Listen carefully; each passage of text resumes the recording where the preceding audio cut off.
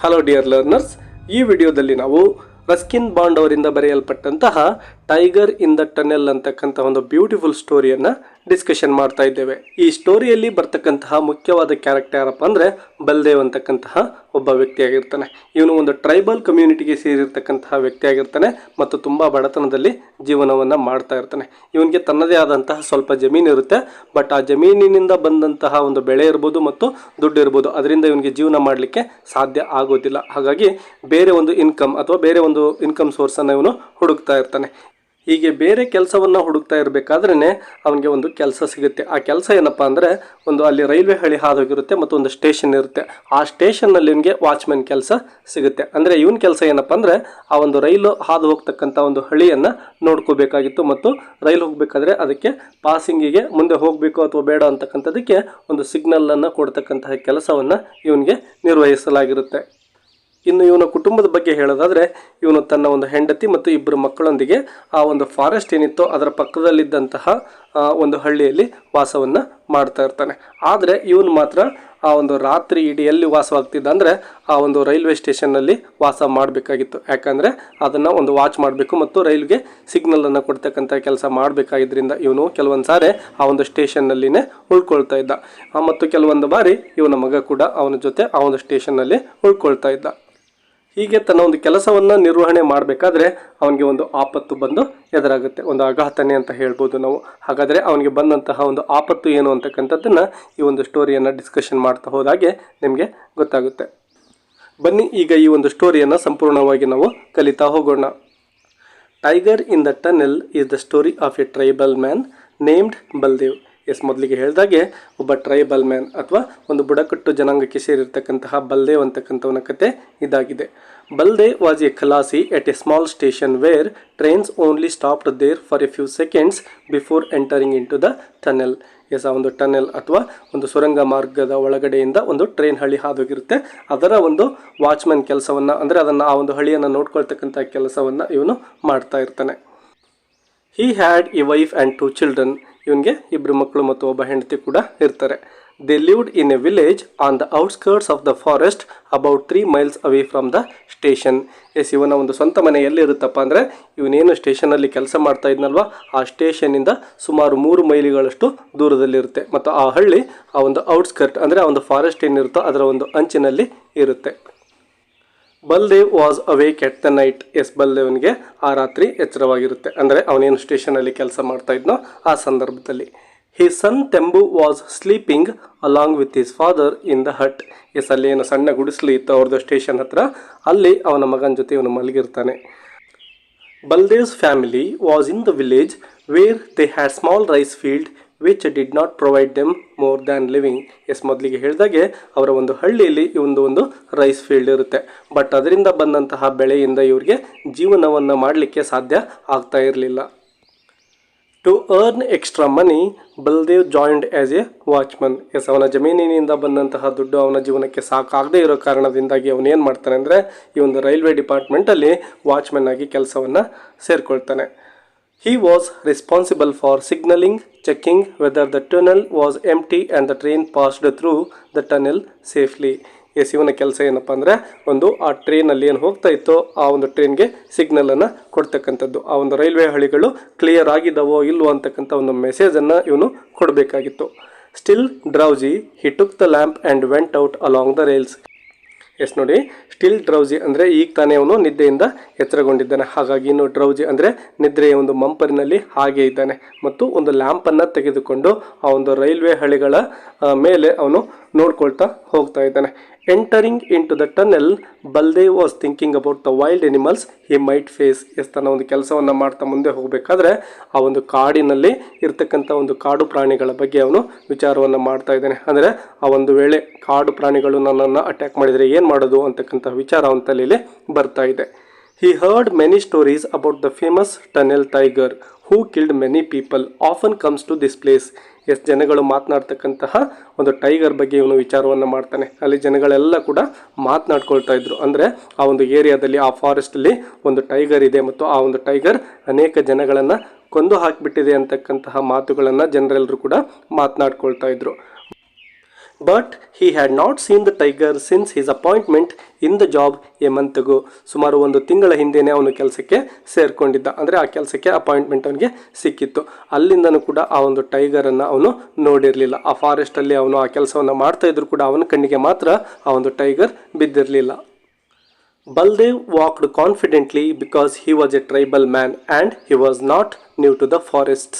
S, ಅವನು ಯಾವುದೇ ಒಂದು ಕಾಡು ಪ್ರಾಣಿಗೂ ಕೂಡ ಭಯ ಪಡೆದೇನೆ ತುಂಬ ಕಾನ್ಫಿಡೆಂಟಾಗಿ ಧೈರ್ಯದಿಂದನೇ ಆ ಒಂದು ಹಳಿಗಳ ಮೇಲೆ ನಡ್ಕೊಂಡು ಅವನು ಮುಂದೆ ಆ ರಾತ್ರಿಯಲ್ಲಿ ಹೋಗ್ತಾ ಇರ್ತಾನೆ. ಯಾಕೆಂದರೆ ಅವನಿಗೆ ಒಂದು ಧೈರ್ಯ ಇದೆ. ಅದೇನಪ್ಪ ಅಂದರೆ he was not new to the forest. ಈ ಒಂದು ಕಾಡಿಗೆ ನಾನೇನು ಹೊಸಬ ಅಲ್ಲ ಅಂತಕ್ಕಂತಹ ಒಂದು ಧೈರ್ಯ ಅವನಲ್ಲಿರುತ್ತೆ. ಅದರ ಜೊತೆಗೆ he was A tribal man, ಅಂದರೆ ನಾನು ಒಂದು ಬುಡಕಟ್ಟು ಜನಾಂಗಕ್ಕೆ ಸೇರಿರ್ತಕ್ಕಂಥವನು, ನಾನು ಕಾಡಲ್ಲೇ ವಾಸ ಮಾಡ್ತೇನೆ ಮತ್ತು ನನಗೆ ತುಂಬ ಧೈರ್ಯ ಇದೆ ಅಂತಕ್ಕಂಥ ಒಂದು ಕಾನ್ಫಿಡೆನ್ಸ್ ಅವನಲ್ಲಿ ಇರುತ್ತೆ.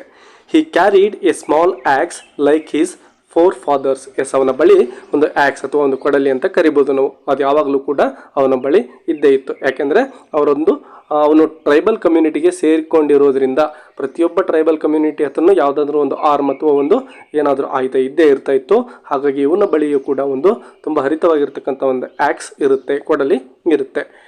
Its head is made up of pure steel. Yes, ಆ ಒಂದು ಕೊಡಲಿ ಇರುತ್ತಲ್ವ, ಅದು ತುಂಬ ಪ್ಯೂರ್ ಆಗಿರ್ತಕ್ಕಂಥ ಒಂದು ಸ್ಟೀಲಿಂದ ಮಾಡಲ್ಪಟ್ಟಿರುತ್ತೆ. Baldev had already killed a young boar with it. Yes, ಒಂದು ಕಾಡು ಹಂದಿಯನ್ನು ಅದೇ ಕೊಡಲಿಯಿಂದಾನೇ ಅವನು ಆಲ್ರೆಡಿ ಕೊಂದಿರ್ತಾನೆ. This axe was a part of himself. Wherever he went the axe was always in his hand. Yes, ಇವನು ಎಲ್ಲೇ ಹೋದರೂ ಕೂಡ ಆ ಒಂದು ಆ್ಯಕ್ಸನ್ನು ತೆಗೆದುಕೊಂಡು ಹೋಗ್ತಾ ಇರ್ತಾನೆ. ಅವನು ಯಾವುದೇ ಒಂದು ಮಾರ್ಕೆಟ್ಗೆ ಹೋಗಲಿ ಅಥವಾ ಫಾರೆಸ್ಟಲ್ಲಿ ತಿರುಗಾಡಲಿ ಅಥವಾ ಊರಲ್ಲಿ ತಿರುಗಾಡಲಿ, ಎಂಥದ್ದೇ ಸಂದರ್ಭ ಇದ್ದರೂ ಕೂಡ ಆ ಒಂದು ಕೊಡಲಿಯಿಂದ ಅವನು ದೂರ ಇರ್ತಾ ಇರಲಿಲ್ಲ. ಅದು ಯಾವಾಗಲೂ ಕೂಡ ಅವನ ಬಳಿ ಇರ್ತಾ ಇತ್ತು. Baldev started repairing the signal lamp as it was not working. Yes, ಅಲ್ಲೊಂದು ಏನು ಸಿಗ್ನಲ್ ಲ್ಯಾಂಪ್ ಇರುತ್ತಲ್ವ, ಅದು ಆಲ್ರೆಡಿ ಆರಿ ಹೋಗ್ತಾ ಇರುತ್ತೆ. ಅಂದರೆ ಅಲ್ಲಿರ್ತಕ್ಕಂಥ ಒಂದು ದೀಪ ಏನಾಗ್ತಾ ಇರುತ್ತೆ, ಹೋಗ್ತಾ ಇರುತ್ತೆ ಅಥವಾ ಕತ್ಲೆ ಆಗ್ತಾ ಇರುತ್ತೆ. ಹಾಗಾಗಿ ಆ ಒಂದು ಲ್ಯಾಂಪನ್ನು ಮತ್ತೆ ಉರಿಸ್ಬೇಕಾದಂಥ ಒಂದು ಕೆಲಸ ಅವನದಾಗಿತ್ತು. The mail was about to come in 5 minutes. Mail ಅಂದರೆ ಇಲ್ಲಿ ಆ ಟ್ರೈನ್ ಅಂತೇಳಿ ನಾವು ಅರ್ಥ ಮಾಡ್ಕೋಬೇಕು, ಮೇಲ್ ಟ್ರೈನ್. ಸೊ ಆ ಒಂದು ಟ್ರೈನ್ ಬರೋದಕ್ಕೆ ಇನ್ನೊಂದು 5 ನಿಮಿಷ ಟೈಮಲ್ಲಿರುತ್ತೆ. Then suddenly he heard the frightened cry of a barking deer. Yes, ಇದಕ್ಕಿದ್ದಂಗೆ ಅದೇ ಟೈಮಲ್ಲಿನೇ ಒಂದು ಡೀರ್ ಅಥವಾ ಒಂದು ಜಿಂಕೆ ಜೋರಾಗಿ ಬಾರ್ಕಿಂಗ್ ಅಂದರೆ ಚೀರೋದನ್ನು ಅವನು ಕೇಳಿಸ್ಕೊಳ್ತಾನೆ. After an instant's hesitation he lit the signal lamp and he walked quickly down the tunnel.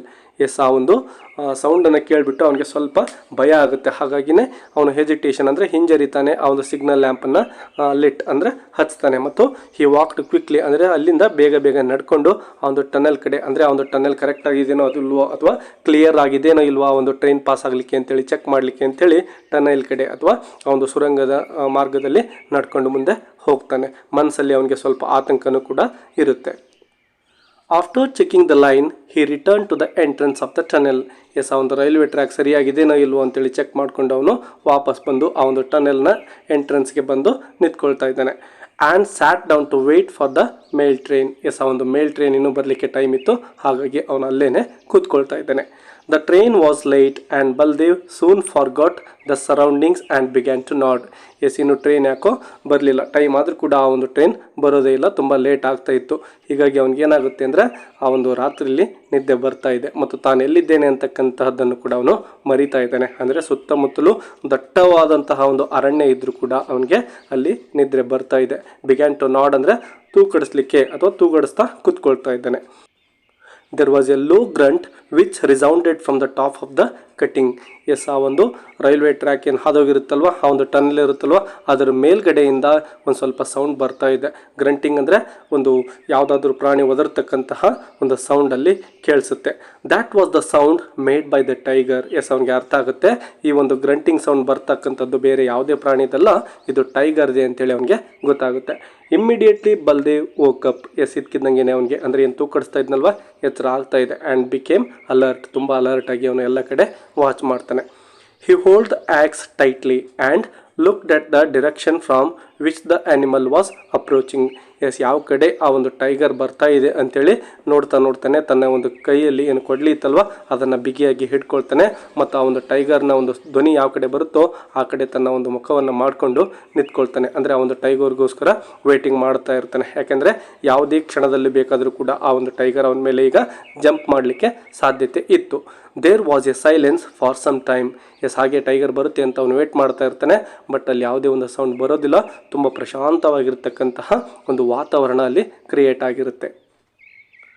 All of a sudden the tiger had sprung in to the cutting of the tunnel. Yes ಇದಕ್ಕಿದ್ದಂಗೆ ಆ ಒಂದು tunnel ಏನಿರುತ್ತೋ ಆ tunnel ಮೇಲ್ಗಡೆಯಿಂದ ಆ ಒಂದು tiger ಆ ಬಲ್ದೇವನ ಮೇಲೆ ಜಿಗಿಯುತ್ತೆ. Baldev saw the tiger coming towards his direction. Yes ತನ್ನ ಕಡೆನೇ ಆ ಒಂದು ಟೈಗರ್ ಜಂಪ್ ಮಾಡ್ತಾ ನೆಗೆತಾ ನನ್ನ ಕಡೆನೇ ಬರ್ತಾ ಇದೆ ಅಂತೇಳಿ ಅವನಿಗೆ ಅರ್ಥ ಆಗುತ್ತೆ. ಅದು ನುಗ್ಗಿ ಬರ್ತಾ ಇರುತ್ತೆ ಇವನ ಕಡೆ. He stood with his back to the signal post. Yes ಅಂದರೆ ಆ ಒಂದು ಸಿಗ್ನಲ್ ಏನಿರುತ್ತೋ ಅದರ ಕಡೆ ಬೆನ್ ಮಾಡಿಕೊಂಡು ಆ ಒಂದು ಟೈಗರನ್ನು ಎದುರಿಸ್ತಾ ಅವನು ನಿಂತ್ಕೊಳ್ತಾನೆ. He was ready. ಎಸ್ ಯಾವ ಕ್ಷಣದಲ್ಲೂ ಕೂಡ ಆ ಒಂದು ಟೈಗರ್ ಇವನ ಮೇಲೆ ಈಗ ಜಂಪ್ ಮಾಡ್ತಕ್ಕಂಥ ಒಂದು ಸಾಧ್ಯತೆ ಇತ್ತು. ಹಾಗಾಗಿ ಅದನ್ನು ಫೇಸ್ ಮಾಡಲಿಕ್ಕೆ ಅಂತೇಳಿ ಅವನು ನಿಂತ್ಕೊಂಡಿದ್ದಾನೆ. The tiger jumped on to him. Yes ಹಾಗೆ ಆ ಒಂದು ಟೈಗರ್ ಮುಂದೆ ನುಗ್ಗಿ ಬಂದುಬಿಟ್ಟು ಇವನ ಮೇಲೆ ಜಂಪ್ ಮಾಡುತ್ತೆ. ಮಾರ್ವಲಸ್ಲಿ ಹಿ ಎಸ್ಕೇಪ್ಡ್ ದ ಪಾ ಆಫ್ ದ ಟೈಗರ್. ಎಸ್ ಆ ಒಂದು ಪಂಜರಗಳನ್ನು ಹೊಂದಿರತಕ್ಕಂತಹ ಒಂದು ಪಾದಗಳನ್ನು ಇವನ ಮೇಲೆ ಅಪ್ಪಳಿಸಿ ಇವನನ್ನು ಪರಚಲಿಕ್ಕೆ ಅಂಥೇಳಿ ಅದನ್ನು ನೋಡುತ್ತೆ. ಬಟ್ ಇವನು ಮಾರ್ವೆಲಸ್ಲಿ ಅಂದರೆ ಅಮೇಝಿಂಗ್ಲಿ ಇವನೇನು ಮಾಡಿಬಿಡ್ತಾನೆ ಆ ಒಂದು ಟೈಗರ್ನ ಪಾದಗಳಿಂದ ಎಸ್ಕೇಪ್ ಆಗ್ತಾ ಇದ್ದಾನೆ. ಅದರ ಹಿಡಿತಕ್ಕೆ ಇವನು ಸಿಗ್ತಾ ಇಲ್ಲ. And struck on the animal's shoulder with his axe. Yes ಆ ರೀತಿ ಅಪ್ಪಳಿಸ್ತಾ ಇರಬೇಕಾದ್ರೆ ಇವನು ಸೈಡ್ ಸರ್ಕೊಂಡ್ಬಿಟ್ಟು ತನ್ನ ಕೈಲಿದ್ದಂತಹ ಒಂದು ಕೊಡಲಿಯಿಂದ ಆ ಒಂದು ಎನಿಮಲ್ಗೆ ಅಥವಾ ಟೈಗರ್ನ ಒಂದು ಶೋಲ್ಡರ್ಗೆ ಏಟನ್ನು ಕೊಡ್ತಾನೆ. ಆ ಏಟು ಆ ಒಂದು ಟೈಗರ್ನ ಶೋಲ್ಡರ್ಗೆ ಬೀಳುತ್ತೆ. The tiger gave a big roar and attempted to close in. Yes ಆ ಒಂದು ಟೈಗರ್ಗೆ ಏಟು ಬಿದ್ದ ತಕ್ಷಣವೇ ಅದು ತುಂಬ ಜೋರಾಗಿ ರೋರ್ ಅಂದರೆ ಗರ್ಜಿಸ್ತಾ ಹಾಗೆಯೇ ಕೆಳಗಡೆ ಬೀಳುತ್ತೆ ಮತ್ತು ಮತ್ತೊಂದು ಸಾರಿ ಈಗ ಅವನ ಮೇಲೆ ಅದು ನೆಗಿತಾ ಇದೆ. Baldev struck the tiger again. Yes ಈ ರೀತಿ ಮತ್ತೊಂದು ಸಾರಿ ಆ ಟೈಗರ್ ಇವನ ಮೇಲೆ ನೆಗಿತಕ್ಕಂತಹ ಸಂದರ್ಭದಲ್ಲಿ ಇವನೇನು ಮಾಡಿಬಿಡ್ತಾನೆ ತನ್ನ ಒಂದು ಕೊಡಲಿಯಿಂದ ಮತ್ತೊಂದು ಸಾರಿ ಆ ಒಂದು ಟೈಗರ್ಗೆ ಜೋರಾಗಿ ಹೊಡಿತಾನೆ. But to his horror the beast had changed the direction. Yes ಇವನೇನು ಇಮ್ಯಾಜಿನೇಷನ್ ಮಾಡ್ಕೊಂಡಿದ್ನೋ ಆ ಡೈರೆಕ್ಷನಲ್ಲಿ ಆ ಟೈಗರ್ ಜಂಪ್ ಮಾಡೋದಿಲ್ಲ. ತನ್ನ ಒಂದು ಡೈರೆಕ್ಷನನ್ನು ಅದು ಚೇಂಜ್ ಮಾಡ್ತಾ ಇದೆ.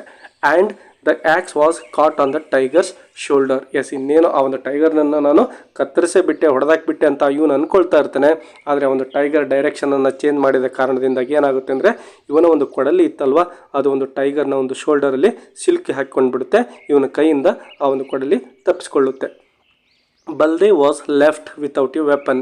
ಈ ಒಂದು ಆ್ಯಕ್ಸ್ ಆ ಒಂದು ಟೈಗರ್ ಶರೀರದಲ್ಲಿ ಸಿಲ್ಕೋಕೊಂಡಿದ್ರಿಂದ ಈಗ ಅವನ ಕೈಯಲ್ಲಿ ಯಾವುದೇ ಒಂದು ವೆಪನ್ ಆಯುಧ ಇರಲಿಲ್ಲ. The tiger roared with pain sprang upon Baldev angrily and tore his body. ಆ ಒಂದು ಟೈಗರ್ಗೆ 2 ಸಾರಿ ಏನು ಏಟನ್ನು ಕೊಟ್ಟಿರ್ತಾನೋ ಇದರಿಂದ ಅದಕ್ಕೆ ತುಂಬಾ ಪೇಯ್ನ್ ನೋವಾಗ್ತಾ ಇರುತ್ತೆ ಮತ್ತು ತುಂಬಾ ಆ್ಯಂಗ್ರಿ ಅಂದರೆ ಕೋಪದಿಂದನೇ ಅದೇನು ಮಾಡುತ್ತೆ ಅಂದರೆ ಈ ಬಲ್ದೇವ್ನ ಮೇಲೆ ಸ್ಪ್ರ್ಯಾಂಗ್ ಅಂದರೆ ಜಂಪ್ ಮಾಡುತ್ತೆ ಮತ್ತು ಅವನ ಒಂದು ಬಾಡಿಯನ್ನು ಟೋರ್ ಅಂದರೆ ಹರಿದು ಬಿಡುತ್ತೆ. ಅಂದರೆ ಅದನ್ನು ಬಾಡಿಯನ್ನು ಪೀಸ್ ಮಾಡ್ತಾ ಇದೆ.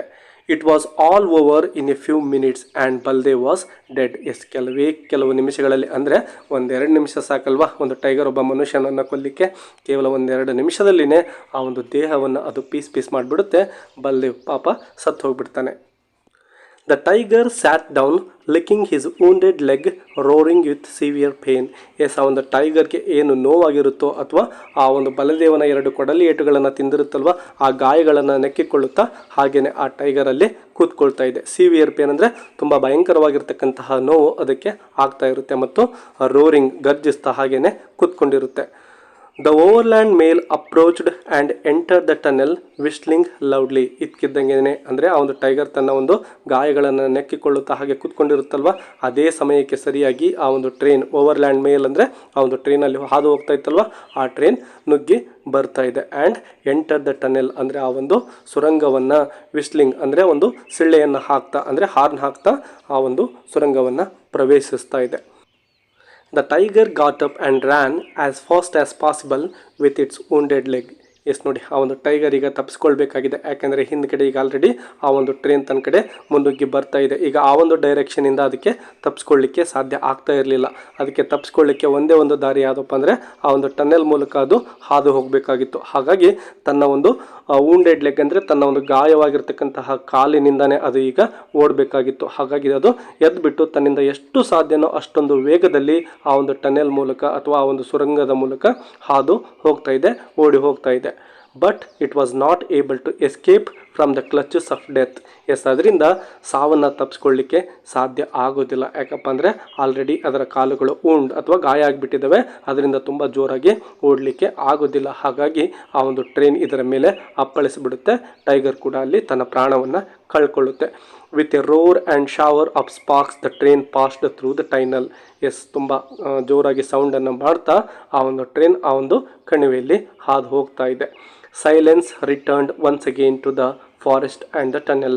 ಎಸ್, ಆ ಒಂದು ಟ್ರೈನ್ ಆ ಒಂದು ಟನೆಲನ್ನು ಹಾದು ಹೋದ ನಂತರದಲ್ಲಿ ಮತ್ತೊಂದು ಸಾರಿ ಭಯಂಕರವಾಗಿರ್ತಕ್ಕಂಥ ಒಂದು ಶಾಂತವಾದಂತಹ ವಾತಾವರಣ ಆ ಇಡೀ ಫಾರೆಸ್ಟನ್ನು ಆವರಿಸಿಕೊಳ್ಳುತ್ತೆ. At the next station the driver stop the train to water the engine. Yes, next ಸ್ಟೇಷನಲ್ಲಿ ಆ ಡ್ರೈವರ್ ಏನು ಮಾಡ್ತಾನೆ ಅಂದರೆ ಆ ಲೋಕೋ ಪೈಲಟ್ ಏನಿರ್ತಾನೋ ಅವನು ಆ ಒಂದು ಎಂಜಿನ್ಗೆ ಸ್ವಲ್ಪ ನೀರನ್ನು ಹಾಕೋಣ, ಅದು ಸ್ವಲ್ಪ ಕೋಲ್ಡ್ ಆಗಲಿ ಅಂಥೇಳಿ ಕೆಳಗಡೆ ಇಳಿತಾನೆ. He got down to check the head lamps. ಆ ಒಂದು ಹೆಡ್ ಲ್ಯಾಂಪ್ಸ್ಗಳು ಸರಿಯಾಗಿದೆ ಇಲ್ವೋ ಅಂತೇಳಿ ಚೆಕ್ ಮಾಡಲಿಕ್ಕೆ ಅಂತೇಳಿ ಮುಂದ್ಗಡೆ ಬರ್ತಾನೆ. To his surprise there was tiger's body cut in half by the engine just above the cow catcher of the train. Yes, ಏನು ಅವನು ಒಂದು ಹೆಡ್ ಲ್ಯಾಂಪ್ ಸರಿಯಾಗಿದ್ದಾವೋ ಇಲ್ವೋ ಅಂತೇಳಿ ಚೆಕ್ ಮಾಡಲಿಕ್ಕೆ ಅಂತೇಳಿ ಮುಂದೆ ಬರ್ತಾನಲ್ವ, ಆಗ ಅವನಿಗೆ ಅಲ್ಲಿ ಒಂದು ಸರ್ಪ್ರೈಸ್ ಕಾದಿರುತ್ತೆ. ಅದೇನಪ್ಪ ಅಂದರೆ ಆ ಒಂದು ಟೈಗರ್ನ ಬಾಡಿ ಆ ಒಂದು ಕೌ ಕ್ಯಾಚರ್ ಅಂದರೆ ಆ ಒಂದು ಟ್ರೈನಿನ ಎಂಜಿನ್ ಮುಂದ್ಗಡೆ ಏನಿರುತ್ತಲ್ವ ಆ ಭಾಗದಲ್ಲಿ ಆ ಒಂದು ಟೈಗರ್ನ ಡೆಡ್ ಬಾಡಿ ಸಿಲುಕಿಕೊಂಡಿರುತ್ತೆ. There was excitement at the station. Yes, ಆ ಒಂದು ಸತ್ತಿರ್ತಕ್ಕಂತಹ ಹುಲಿಯನ್ನು ನೋಡ್ತಾ ತುಂಬ ಜನಗಳು ಅಲ್ಲಿ ಸೇರಿಕೊಂಡು ತುಂಬ ಎಕ್ಸೈಟ್ ಆಗಿ ಅದನ್ನು ನೋಡ್ತಾ ನಿಂತ್ಕೊಂಡಿರ್ತಾರೆ. But at the tunnel there was no sound except the sound the boy crying beside his father's dead body. ಈ ಕಡೆ ತುಂಬ ಜನಗಳು ಎಕ್ಸೈಟ್ ಆಗಿದ್ರು ಕೂಡ ಆ ಕಡೆ ಅಂದರೆ ಆ ಟನೆಲ್ ಹತ್ತಿರ ಆ ಒಂದು ಸತ್ತು ಬಿದ್ದಿರ್ತಕ್ಕಂತಹ ತನ್ನ ತಂದೆಯ ಶರೀರದ ಬಳಿ ಆ ಹುಡುಗ ಅಂದರೆ ತೆಂಬು ಏನಿದ್ನೋ ಅವನು ತುಂಬ ಅಳ್ತಾ ಹಾಗೇನೆ ನಿಂತ್ಕೊಂಡಿರ್ತಾನೆ. There young Tembu sobs quietly as he sits beside the body of his father. Yes, ತನ್ನ ಒಂದು ತಂದೆಯ ಸತ್ತಿರ್ತಕ್ಕಂಥ ಶರೀರದ ಬಳಿ ಕೂತ್ಕೊಂಡು ಆ ಹುಡುಗ ಸಾಬ್ ಅಂದರೆ ತುಂಬ ದುಃಖವನ್ನು ವ್ಯಕ್ತಪಡಿಸ್ತಾ ಇರ್ತಾನೆ, ಅಳ್ತಾ ಇರ್ತಾನೆ. Guarding it from the jackals and hyenas until the breaking of dawn. ಅಂದರೆ ಬೆಳಗಾಗೋವರೆಗೂ ಕೂಡ ಆ ಒಂದು ನರಿಗಳಿರ್ಬೋದು ಮತ್ತು ಹೈನಾಗಳಿರ್ಬೋದು ಅವುಗಳಿಂದ ಆ ಒಂದು ತನ್ನ ತಂದೆಯ ಶರೀರವನ್ನು ಕಾಪಾಡ್ತಾ ಮತ್ತು ಅಳ್ತಾ ಆ ಹುಡುಗ ಅಲ್ಲೇ ಕೂತ್ಕೊಂಡಿರ್ತಾನೆ. Tembu and his mother and sister grieve for Baldev for 2 whole days. Yes, ಸುಮಾರು 2 ದಿನಗಳ ಕಾಲ ಆ ಇಬ್ಬರು ಮಕ್ಕಳು ಮತ್ತು ಆ ಒಂದು ಬಲದೇವನ ಹೆಂಡತಿ ಇಬ್ಬರು ಕೂಡ ತುಂಬ ದುಃಖವನ್ನು ವ್ಯಕ್ತಪಡಿಸ್ತಾ ಅಳ್ತಾ ಕೂತ್ಕೊಂಡಿರ್ತಾರೆ. ಅಂದರೆ 2 ದಿನ ತುಂಬ ದುಃಖದಲ್ಲಿ ಅವರು ಇರ್ತಾರೆ. After 3 days Tembu gained the strength and took the responsibility of his father. Yes, 3 ದಿನಗಳ ನಂತರ ಆ ಒಂದು ತೆಂಬು ಏನಿದ್ನೋ ಅವನು ಆ ಒಂದು ಫ್ಯಾಮಿಲಿಯ ರೆಸ್ಪಾನ್ಸಿಬಿಲಿಟಿಗಳನ್ನು ಅಂದರೆ ಜವಾಬ್ದಾರಿಗಳನ್ನು ಅವನು ಪಡ್ಕೊಳ್ತಾ ಇದ್ದಾನೆ. ಅಂದರೆ ಆ ತಂದೆ ಏನು ಕೆಲಸ ಮಾಡ್ತಾ ಇದ್ನೋ ಆ ಕೆಲಸವನ್ನು ನಿರ್ವಹಣೆ ಮಾಡಲಿಕ್ಕೆ ಮಗ ಈಗ ಸಿದ್ಧನಾಗ್ತಾ ಇದ್ದಾನೆ. He took the charge in the place of his father as a signal man. Yes, ಆ ಒಂದು ಸಿಗ್ನಲ್ ಮ್ಯಾನ್ ಏನಾಗಿದ್ನೋ ಇವನ ತಂದೆ ಅದೇ ಕೆಲಸವನ್ನು ಮಗ ಕೂಡ ಕಂಟಿನ್ಯೂ ಮಾಡಲಿಕ್ಕೆ ರೆಡಿ ಆಗ್ತಾ ಇದ್ದಾನೆ. ಆ ಒಂದು ಚಾರ್ಜನ್ನು ಅವನು ತೆಗೆದುಕೊಳ್ತಾ ಇದ್ದಾನೆ. He sat down in the darkness to wait for the train. Yes, ಅವನು ಕತ್ತಲೆಯಲ್ಲಿ ಆ ಒಂದು ಟ್ರೈನ್ಗೋಸ್ಕರ ಅಂದರೆ ಆ ಒಂದು ಟ್ರೈನ್ ಬಂದಾಗ ಸಿಗ್ನಲ್ ಕೊಡಲಿಕ್ಕೆ ಅಂತೇಳಿ ಕಾಯ್ತಕ್ಕಂತಹ ಒಂದು ದೃಶ್ಯವನ್ನು ನಾವು ನೋಡಬಹುದು. There is nothing to be afraid of because his father had killed the tiger. Yes, ಈಗ ಆ ಒಂದು ದಟ್ಟವಾಗಿರ್ತಕ್ಕಂತಹ ಅರಣ್ಯದಲ್ಲಿ ಭಯ ಪಡ್ತಕ್ಕಂತಹ ಯಾವುದೇ ವಿಷಯ ಇಲ್ಲ. ಯಾಕಂದರೆ ತುಂಬ ಭಯವನ್ನು ಪಡಿಸ್ತಕ್ಕಂಥ ಒಂದು ಪ್ರಾಣಿ ಯಾವುದಾಗಿತ್ತು? ಹುಲಿಯಾಗಿತ್ತು. ಈಗ ಆ ಹುಲಿಯನ್ನು ತನ್ನ ತಂದೆ ಈಗ ಆಲ್ರೆಡಿ ಕೊಂದುಬಿಟ್ಟಿದ್ದಾನೆ. ಹಾಗಾಗಿ ನಾನು ಯಾವುದೇ ಒಂದು ಭಯವನ್ನು ಪಡ್ತಕ್ಕಂತಹ ಅವಶ್ಯಕತೆ ಇಲ್ಲ ಅಂತಕ್ಕಂತಹ ಒಂದು ಧೈರ್ಯವನ್ನು ನಾವು ಇಲ್ಲಿ ಆ ಒಂದು ತೆಂಬುವಿನಲ್ಲಿ ಕಾಣ್ತಾ ಇದ್ದೇವೆ. He had his father's axe. Yes, ಆ ಒಂದು ಕೊಡಲಿ ಏನಿತ್ತಲ್ವ ತನ್ನ ತಂದೆಯ ಬಳಿ, ಆ ಒಂದು ಕೊಡಲಿ ಈಗ ಈ ಒಂದು ಮಗನಿಗೆ ಸೇರಿದೆ. And soon he learn to use the axe. Yes, ಕೆಲವೇ ದಿನಗಳಲ್ಲಿ ಆ ಒಂದು ಕೊಡಲಿಯನ್ನು ಯಾವ ರೀತಿ ಯೂಸ್ ಮಾಡಬೇಕು, ಯಾವ ರೀತಿ ಬಳಸಬೇಕು, ತನ್ನನ್ನು ತಾನು ಯಾವ ರೀತಿ ರಕ್ಷಣೆಯನ್ನು ಅದರಿಂದ ಮಾಡ್ಕೋಬೋದು ಅಂತಕ್ಕಂಥ ಒಂದು ಕೌಶಲ್ಯಗಳನ್ನು ಅವನು ಬೇಗನೆ ಕಲಿತಾನೆ. ಎಸ್, ಈ ಒಂದು ವಿಡಿಯೋದಿಂದ ಈ ಲೆಸನನ್ನು ನಿಮಗೆ ಅರ್ಥ ಮಾಡ್ಕೊಳ್ಳಿಕ್ಕೆ ಹೆಲ್ಪ್ ಆಗಿದ್ರೆ ಒಂದು ಲೈಕ್ ಕೊಡೋದನ್ನು ಮರಿಬೇಡಿ ಮತ್ತು ನಿಮ್ಮ ಫ್ರೆಂಡ್ಸ್ ಜೊತೆನೂ ಶೇರ್ ಮಾಡ್ಕೊಳ್ಳಿ. ಮತ್ತು ಹೆಚ್ಚಿನ ಒಂದು ಇಂಗ್ಲೀಷ್ ಲೆಸನ್ಸ್ಗಳನ್ನು ಕನ್ನಡದಲ್ಲಿ ಕಲಿಬೇಕು ಅಂದರೆ ಈ ಒಂದು ಚಾನಲನ್ನು ಸಬ್ಸ್ಕ್ರೈಬ್ ಮಾಡ್ಕೊಳ್ಳಿ ಅಂತ ಹೇಳ್ತಾ ಈ ಒಂದು ಟೈಗರ್ ಇನ್ ದ ಟ್ಯೂನೆಲ್ ಅಂತಕ್ಕಂಥ ಒಂದು ಬ್ಯೂಟಿಫುಲ್ ಸ್ಟೋರಿಯನ್ನು ಇಲ್ಲಿಗೆ ಮುಗಿಸೋಣ. ಮತ್ತೊಂದು ಲೆಸನ್ನೊಂದಿಗೆ ಸಿಗೋಣ. ಅಲ್ಲಿವರೆಗೂ take care and keep learning. Bye bye.